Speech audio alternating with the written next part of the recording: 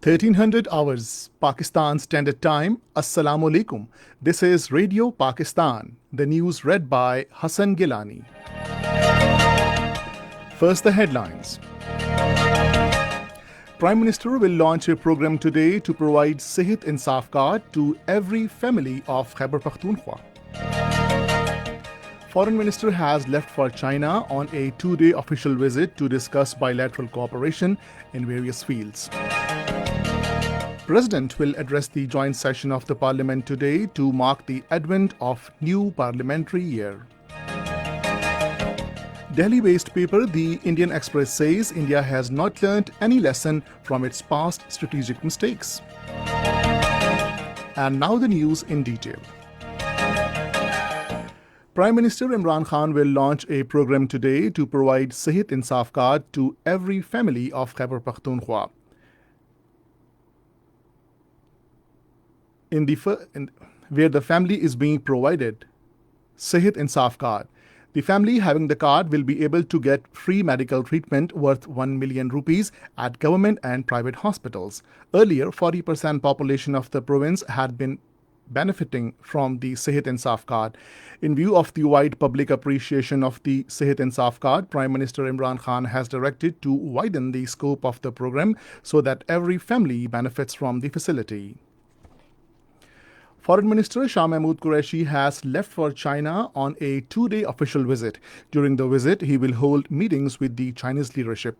He will lead the Pakistani delegation at the second round of Pakistan-China strategic dialogue, while the Chinese delegation will be led by the Chinese Foreign Minister. The talks will focus on the promotion of bilateral cooperation in various fields, including the China-Pakistan Economic Corridor Phase 2.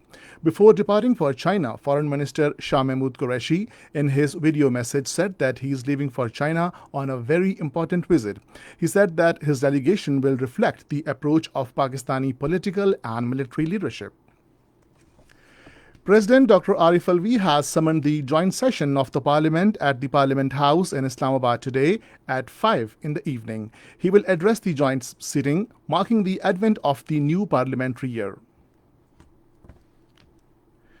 President Dr. Arif Alvi has summoned session of the National Assembly at the Parliament House in Islamabad tomorrow at 10:30 in the morning. The Senate will also resume its session at 10:30 a.m. in Islamabad tomorrow. Both the houses will discuss matters of national importance besides legislative business. 272,804 coronavirus infection patients have recovered from the pandemic in the country. According to the latest statistics, the total active COVID-19 cases in the country are now 11,945. 513 new cases and 8 deaths from the virus were reported during the last 24 hours. Pakistan's permanent representative to the United Nations, Munir Akram, has said coronavirus, climate change, and implementation of sustainable development goals are the main challenges for Economic and Social Council of the world body. He was talking to President of the General Assembly, Tijani Muhammad Bande, during a virtual meeting in New York. Munir Akram, who is also the president of Economic and Social Council, said over 100 million people have been impoverished due to COVID-19 pandemic across the world. Centre of Indian Trade Unions has sought probe into last month's killing of 3 Kashmiri youth in a fake encounter in Shopaiyan district of Indian illegally occupied Jammu and Kashmir. In a petition moved before the Indian Human Rights Council, General Secretary of the Trade Union Om Prakash asked the Commission to initiate criminal as well as departmental action against those involved in the fake encounter. The petition also demanded of the Commission to direct authorities to pay compensation to the families of the killed youth. Delhi-based newspaper The Indian Express says India has not learned any lesson from its past strategic mistakes. In an opinion piece about India's border skirmishes with China, the paper writes that on one hand, the country is harping on the mantra of befitting replies, while on the other hand, its ambassador in Beijing is pleading for restoration of normalcy.